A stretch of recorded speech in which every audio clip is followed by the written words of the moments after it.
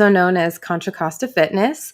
We like to talk about all things that pertain to your health, mindset, and even the things that we don't like about gyms in the fitness industry. Especially about the things we don't like Especially about about those fitness things. We do hope that when you listen into our conversation that you get inspired and motivated to make some changes in your life, and not just changes, but changes that will stick with you for the long run and help you live a healthier and happier life. Absolutely. Be inspired. Yes. That's right. We also like to give you some action items at the end. So stick True. around for that. What's the point of giving you all this information if we don't know what to do with it, right? So stick around for that. Also, if you are with us live on Facebook or Instagram, give us a thumbs up. Let us know that you're here and ask questions. Yes, please. Yeah, that's what this is all about. So if you are just listening to us, we really appreciate that as well. So please do spread the word, but we'd love to have you here so you can ask those questions. Let's get going. Okay. So, you ready? Yes. Right. So we're going to talk about something today that's going to be surprising to some people and not so much to others. Yeah. So the whole topic of our talk today is that it's quitting time. Quitting time, yeah. Because I found a blog that was actually written last February, and it says that only 9% of Americans actually follow through to the end of the year with their New Year's resolutions. Mm-hmm. Yeah, I've read several different statistics. All of them are low. All of them are low. Really, really low. And usually by the second Friday in January, about 43% of people have already given up on their New Year's resolutions, right? And it's pretty trippy when you think about it. And we'll dive into the details of why this happens. But I think there are really three primary reasons why. So first of all, people tend to bite off more than they can chew. Too many things they want to do, right? I want to change how much activity I have in my life, working out. I want to change the food that I eat or my eating habits in general. I want to change the time that I wake up in the morning. I want to do all the things, and I'm going to do them all tomorrow on January 1st, right? Then the second thing is that they make very bold and ambitious resolutions that really don't fit into their current life. They try to fit their life around these resolutions, and it doesn't really work that way. And then, last but not least, jumping around from solution to solution. When something doesn't work after a few weeks or a couple of months, okay, well, that didn't work, so I'm going to try something else. So lots and lots and lots of hitting reset all the time, and it gets very defeating. Yeah.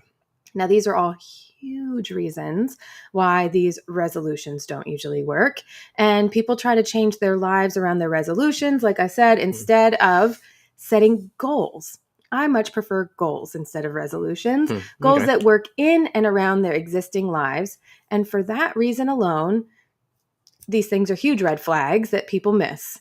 And we all do. We have done. I've done them. Yeah, I'm totally guilty. And most of us are going to try it again in January, or maybe we're going to start trying that again when we're getting closer to summertime. That's when people start worrying about that stuff.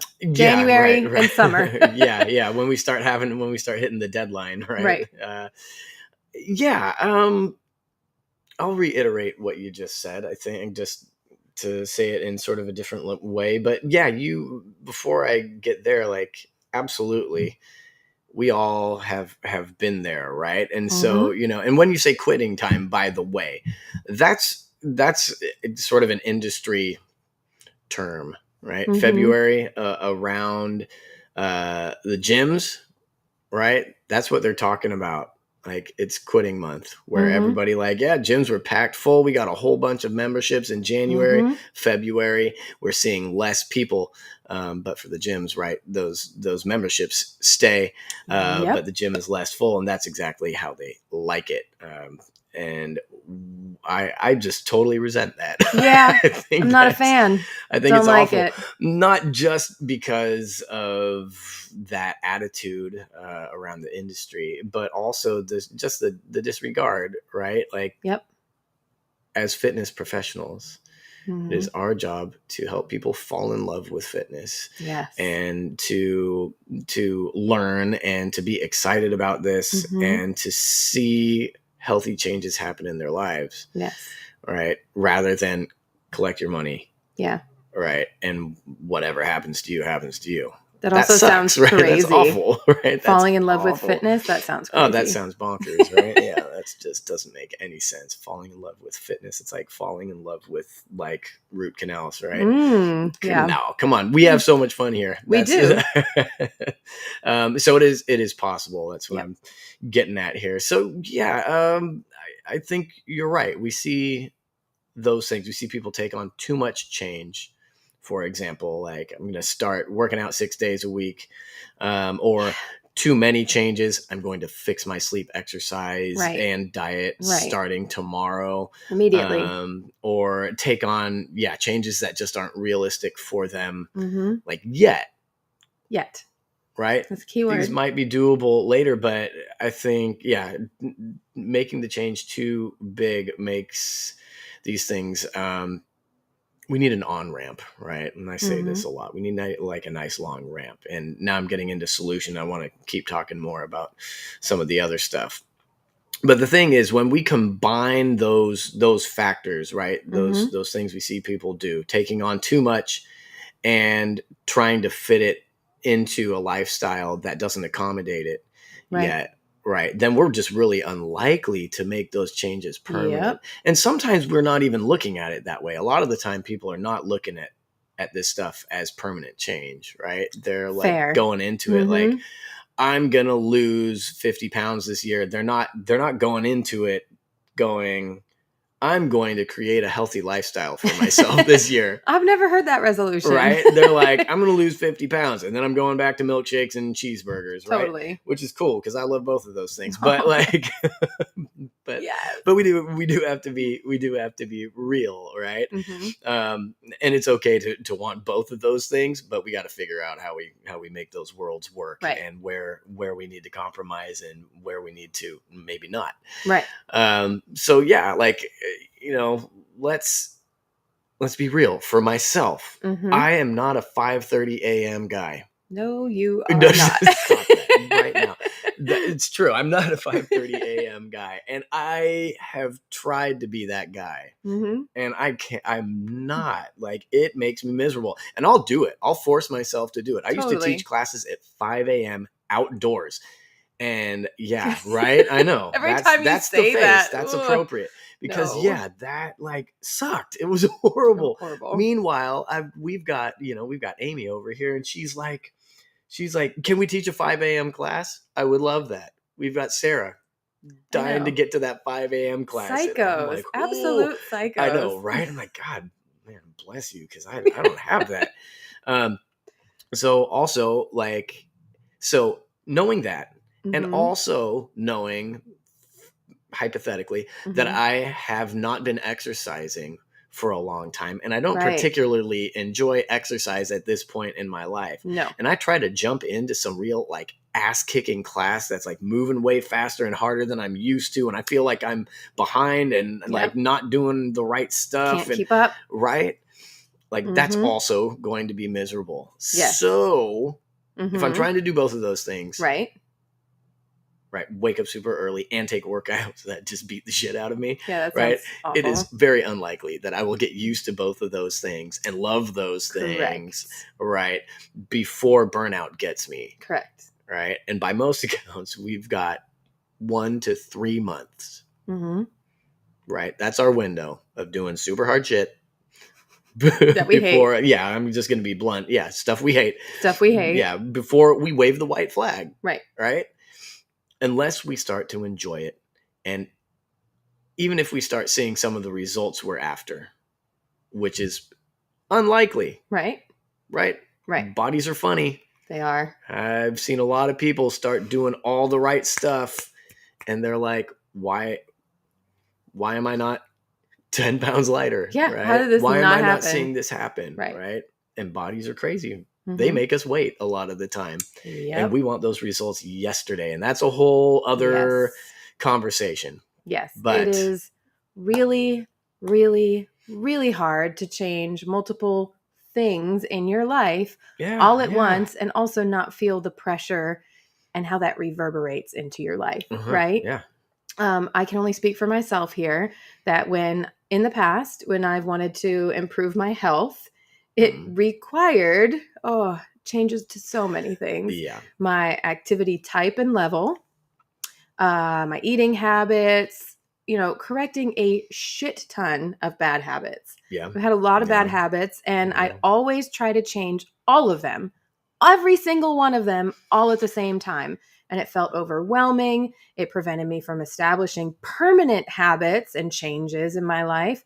And it made me feel like every single time I made an attempt, I was failing. Oh, yeah. I couldn't do it. I was failing. Okay, fine.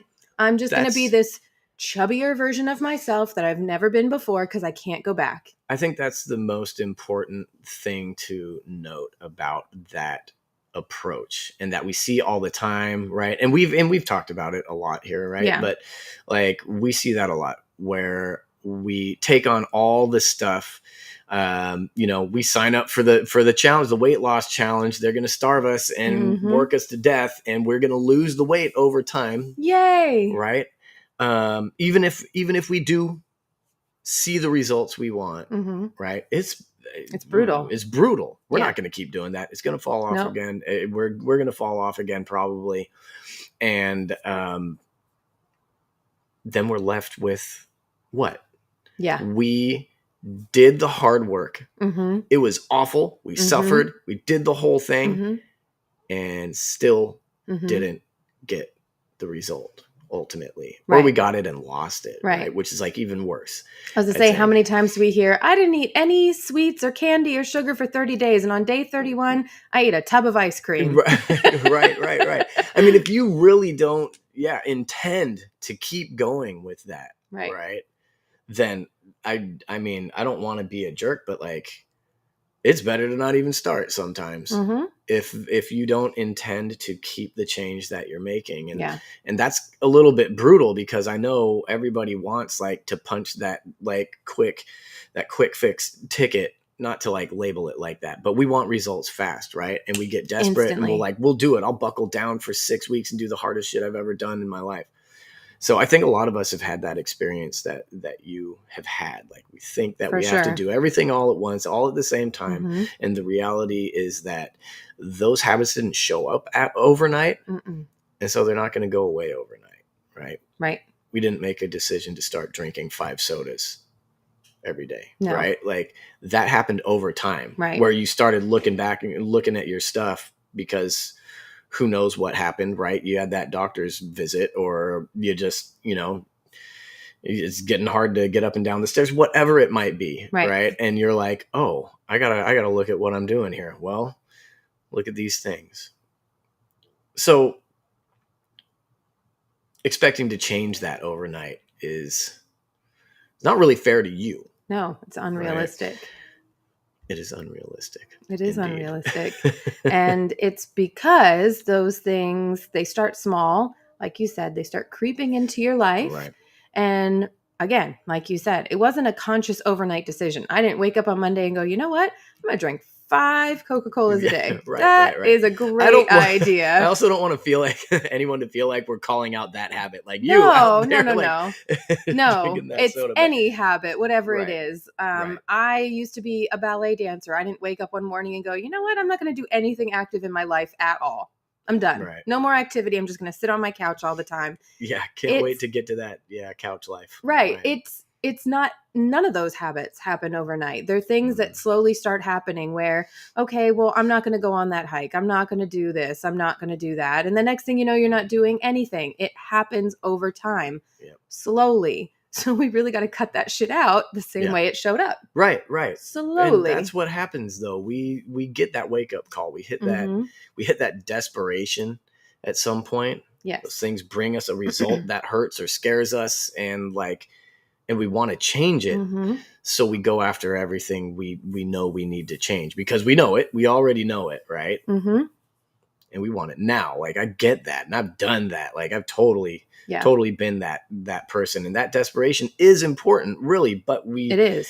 In recovery, we talk about the gift of desperation, how important that is. Like, I need to have that still. Right. I don't need it to, like, I know a lot of people hear that and And they're like, I don't want to feel desperate my whole life. That's not what I'm talking about. No. But you do need to kind of hold that spark in there. That needs to be down there. Like, yeah, this is how bad it can get. Right. Mm-hmm. And so, but the point is we need to use that spark in order to stay consistent rather than using it to muster the motivation to take on all the change at once. Right.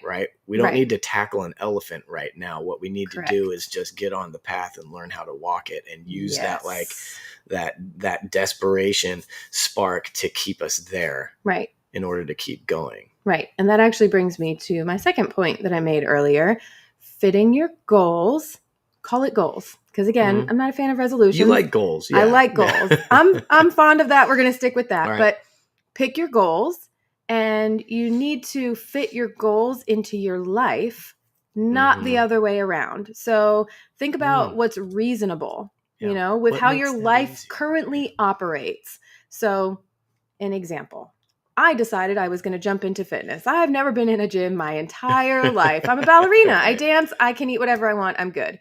And I realized that I needed to start going to a gym.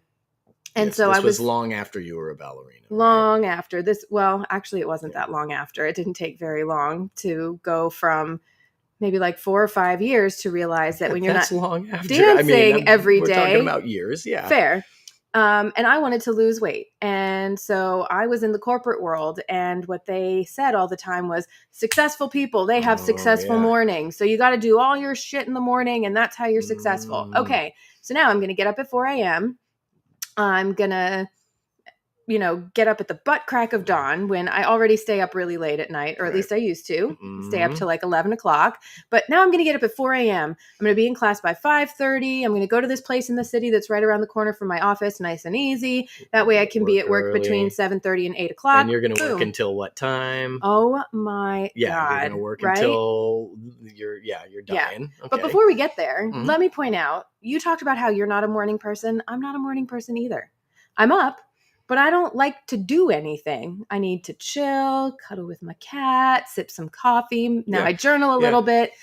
I take my time in the morning. Yeah, just because I'm up early doesn't mean that I want to be, pounding the pavement. Right. And I did work late, but I had obligations in my personal life with my family in the evenings. Other things and so I get home between 6:30 and 7 o'clock on an early night.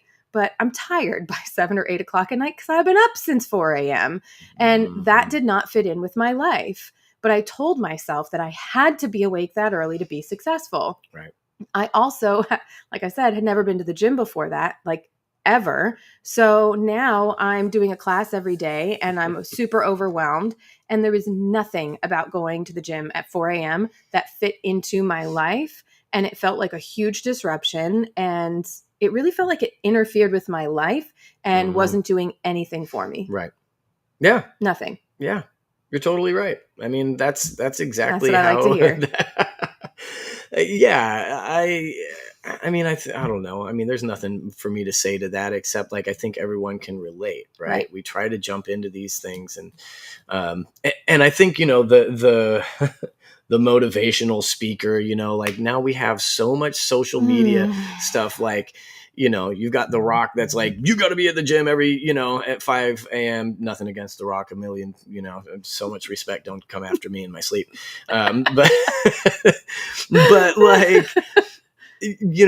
we get all this advice and you've got to do this and you've got to do that. No, what we all have to do is be realistic and understand that some stuff just does not fit into our life the way that we've been taught to put it into our lives. Right. So how do we do that? How do we start to fit these things into our lives? Right. We compare ourselves to other people, and some people are really good at making a commitment and jumping right in with both feet, but most of us aren't, right? I do a great job of jumping in with both feet initially. I'm a good starter. But I quickly burn out after a month or so, and then I go right back to business as usual. Well, this didn't work, so I'm just going to go back to the way my life was before. And again, I said it before, but it really made me feel like a failure when I tried to fit things into my life that didn't really fit into my life.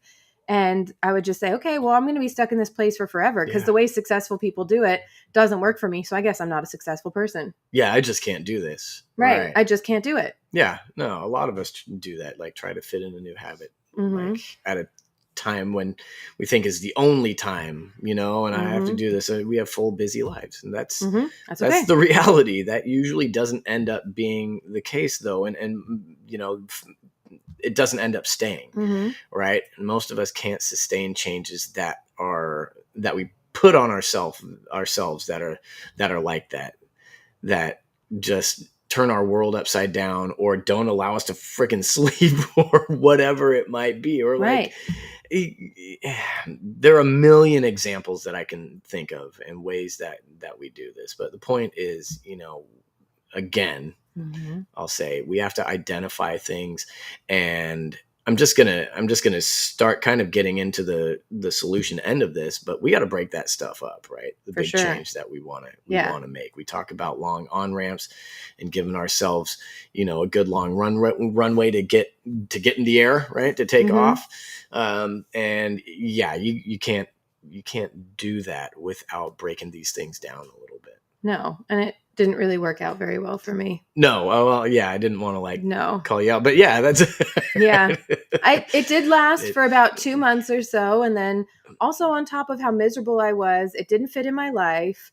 I didn't see results, and because of that, I literally just gave up. I said, I'm done with this. I'm not doing the gym. Yeah. Versus what I should have done was looked at my very busy life and picked one day. A time that was really convenient for my life, right? Uh-huh. And schedule around my responsibilities so that I could get some time in at the gym, just one little day. Prior to this, I didn't go at all. So one day a week at the gym was actually a huge improvement. Right. But I didn't look at it like that. It's tremendous, right? Yeah. No, I think that's really, and yeah, if we start with that one day a week, right, then we can build on top of that, right? There's a place that gives us a starting point, right? Mm-hmm. Rather than the jump in with everything, right? Slap it all together and then try to hold that together desperately, right? While we're just like totally miserable. We start that one day a week, right? And now we've won. We've got a win to collect. Yes, right? Wins are important. Wins are huge, and they make us feel good. And when we feel good, we think, "Hey, yeah, now you're talking. I'd like more of that," right? Right. Like rather than, "Holy shit, this is so much. Like, how am I going to keep doing this?" Is that the falling in love part? That is the falling in love part. You can't fall in love with something that makes you freaking miserable and makes you feel like your life is falling apart. Fair. But that's what we keep doing because, that's our culture, right? Well, you're never going to get there if you don't, go to the gym, 8 days a week and you eat pizza. Winners don't eat pizza. Like, give me a break with all that. I eat pizza. I'm a winner. Okay. We're winning and we eat pizza, damn it. Yeah, I don't eat it every night for dinner, right? Like, let's be realistic. No. But like, you don't have to and we always have to balance this. Like, what is gonna get me there eventually? But how can I still live my life? Right. In a way that's enjoyable. Yep. Exactly. And so some people, they don't just stop and give up. I mean, calling it quits permanently for, after a couple months or a couple weeks. That's what I mean by don't stop. Out now. Yeah. Or there are some people who go solution hopping. Okay. Going to the gym 5 days a week. That didn't work for me, right? That didn't work. I got no results. Nothing happened. So now, and I actually did this. I was very guilty of this after the gym didn't work out.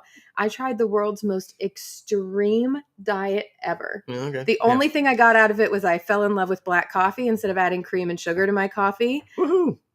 Come to the dark side. Yes. But I went, okay, gym didn't work. So now we're going to do an extreme diet. I'm going to try this for a few months. Okay, well, that didn't work. Nothing happened. And I'm miserable because I can't eat any of the foods that I love. I'm sick of brown rice, veggies, and tofu. That's disgusting. So you know what? Now I'm going to try CrossFit because you know what? Successful people do CrossFit. They're muscular. They're bulky. I'm going to try that for a few months. Sure. Nope. I hate CrossFit. Everything is sore. My joints hurt. This is awful. And so now I'm going to try something else and so on and so forth. And every couple weeks or couple of months, hopping around, trying different things, and we want instant results. We want things to happen immediately. Yeah. And when none of those things work, because they don't work, do they, Brandon? Well, I have a caveat. Ooh. I do. I have kind of an asterisk on that. All right, then let's discuss really, things that we can do, that things that do work, and how we can stick with our goals or resolutions and actually get results from them. Yeah. The thing that works is the thing that you keep doing. Oh. Right?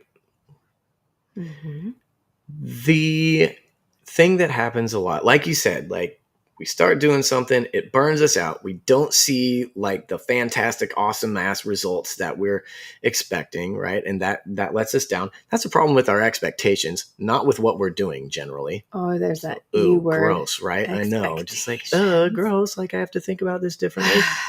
Yeah, well, we can get into the mindset part of it, but that's what do they say about expectations? They're resentments waiting to happen, right? Yes. So we're not in it for the process. We're in it for the result. And we've built this little like picture perfect, like, postcard of what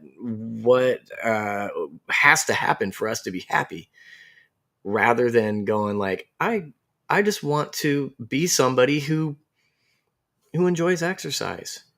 Mm-hmm. Not somebody who enjoys exercise every single day of the week. Not somebody who enjoys flipping tires. Right. I just want to enjoy being active. Right. Yeah.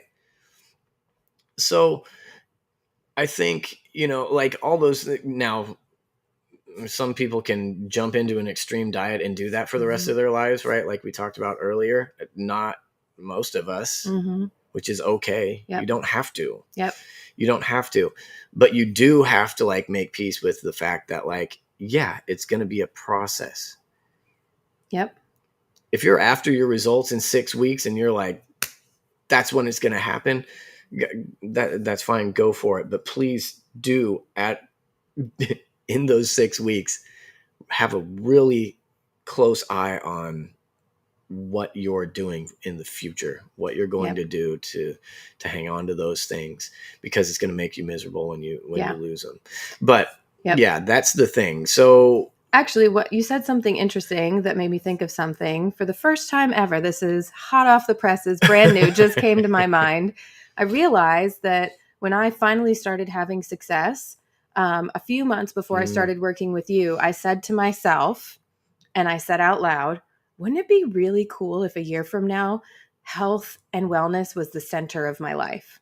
I remember you telling me that. Remember that? I just thought of that. I'm like, holy crap. Right. My goals changed. What I wanted changed. Right. I wanted, instead of trying to focus on loving going to the gym and working out, I said, what if health and wellness was the center of my life? There you go. Whatever that looks like. Right. Whatever it looks like. No expectations. Whatever I get from that. Because that's it. At the end of the day, we can only do so much, right? We can only fit so much in. We only have really so much motivation, and it is finite. Right? It's like a battery. Like, we start out strong, and then after a while we're like, "Ooh, man, I am waning. This is getting old." And that's all right. But if we can not have that expectation and just be accepting of what that looks like, and we fit in what we can fit in and accept what comes from that, right? That's what happened for you. Totally. Right? You stopped having this specific picture of what your future had to look like, or what your body had to look like even. Yep. Right? And so I think that's one of the most important parts. Agreed. Now I want to talk about like those of us who are who are there, right? Who feel like, okay, it's kind of quitting time, right? Yeah. Like I took on this stuff. I got the gym membership, and this feels hard. It is hard. I signed up for something that just feels like, oh my God, like I'm not enjoying this, or whatever. Maybe you're at the end of that like 6-week challenge and like you've kicked ass. That is so awesome. But what do we do? Like, you took on that change, right, Mm-hmm. for your resolution or whatever, and or maybe you took it on in June. I don't know, like whatever. You've been getting up at 4:30 to go to the gym, and you've been doing that 6 days a week, and you quit sugar and cutting back on flour and eating more veggies and all the things, right? None of which you feel like you're good at yet, and it is getting old. Very fast. And whatever results you've got, maybe they're awesome, maybe they're not. But most of us are going to choose those, among those three things of like, we're either going to double down, Mm-hmm. right? Mm-hmm. There aren't very many of us who do that. And a lot of the time, even if we do, we still don't see what we want to see. Right. Right. So that also kind of comes back to our Okay. expectation thing. Or more likely, we're going to drop it because like this shit is heavy. Yep. Right. Or maybe not even consciously, like we start hitting the snooze button, it slowly starts dropping off. We drop that Friday class. We start like, okay, fine. You know what? I'm just going to have that soda at lunch, and we slowly slide back in. Mm-hmm. Funny thing is, like all those things are actually okay if we sort of do them in the reverse order, right? It's just how we do it. Like instead, if we can make the conscious decision now to dial it back and gives ourselves space to build up from the solid foundation rather than slapping it all together and trying to hold it together and keep it up, right? Trying to keep it from falling apart is much harder than building it. Right. So that is sort of the advice that I have there. Like take whatever it is that's making you crazy miserable and dial it way back. Yes. Way back. What do we say about our goals, right? Like, our habits when we're talking about making tiny habit change, right? Absurdly small, right? Tiny, tiny, tiny little baby steps. Make it absurdly small, right? Because then it won't be miserable. Yeah, you might feel silly. You're like, okay, I'm going to brush one tooth a day, right? Like make it absurdly small. But don't just brush one tooth a day, by please the way. Don't. But you actually did something like that with me in the beginning. You said, just exercise for 1 minute. Yeah. Get dressed and do something for a minute. And you're either going to keep going or you're going to stop. But if you stop, you hit your goal of just being active for a minute. Yep. Baby steps. Walk out your front door. And that's what I used to say. Open your door, walk out of it, come back. And you get to report back to me, like do a happy dance. Tell me that you did it, right? Like high five. And you'll be like, most of the time you're like, this is so small. Like I can do more than this. Okay. Exactly. But that's where I tell people, okay, double it. Mm-hmm. Right. All right. You can double that. You've doubled your productivity. Ooh. Right. If you practice piano once a week, if you go to twice a week, doubling your productivity, that makes a big difference. Big difference. Right. And now you're seeing, right, how you can build this up. So back to solution hopping. Okay. Right. Solution the hoppers. thing we do when things get hard is that we try to find a new solution. And it might not even be. So this is what you jumped from the gym, like, okay, exercise is not working out for me. You changed gears completely and went after the diet, right? Mm-hmm. When we know that we do need to kind of have both of those things in our lives, right? Figured that out. Reasonable eating habits and activity, right? Yes. But learned that the hard way. But right, you were told like, well, you gotta go to, I almost named a gym. You got to go to the gym 7 days a week and take all the classes, right? You got to be a workout maniac, right? Or you got to, take on this, restriction based diet. Mm-hmm.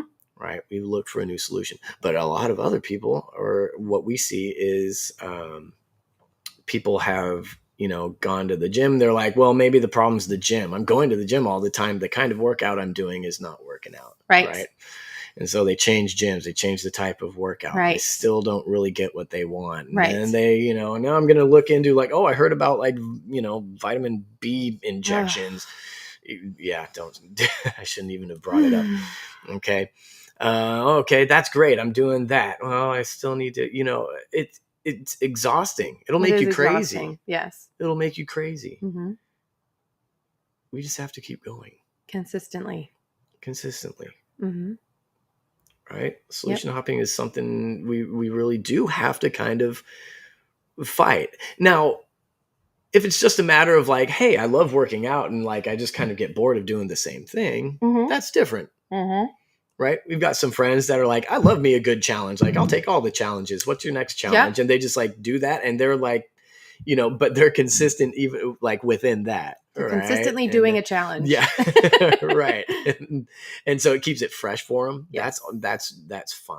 Yes. And it's not to say that we shouldn't move on from things that aren't working for us. Right. Right. But we don't really know if something is working until we've done it really consistently for a long time. Most of the time. And I am going to say that most of us have at some point like moved on from exercise just because we're sick of it. Right. And we've moved on to other things like supplements or like, I don't know, keto, or we've changed our diet, whatever it is, like without really giving that a shot. And so I always, when I'm working with someone, when I'm coaching someone, right, first thing we do is just look, right? But then we put those things that we all know that we need to have in our lives into place one little piece at a time to build that consistency, right? And ramp it up. Then, okay, you're doing all this stuff and it's still not working. Then we've got other things that we can look at. But really, we don't know. Like, I should not be like, getting labs done and, getting, injections or whatever it is, if I haven't really given activity and reasonable eating habits a really good shot. Correct. Right? Yep. That was a lot. That's a lot. Sorry. That's all right. Good stuff. So be consistent. Be consistent. Thank you. Pick something, stick with it. Don't give up, but make it be attainable. Make it be reasonable. Make it be something that fits in your life. Yep, exactly. So instead of waking up at 5:30 every single day, what can I do instead? Put you on the spot. Put me on the spot? Yeah. Sleep to when you want to sleep. If you are getting up at 7 a.m., sleep until 7 a.m. And if you can pop by the gym once or twice a week after work at 6:30 or 7 o'clock, try that. And if that doesn't work, pick a different time.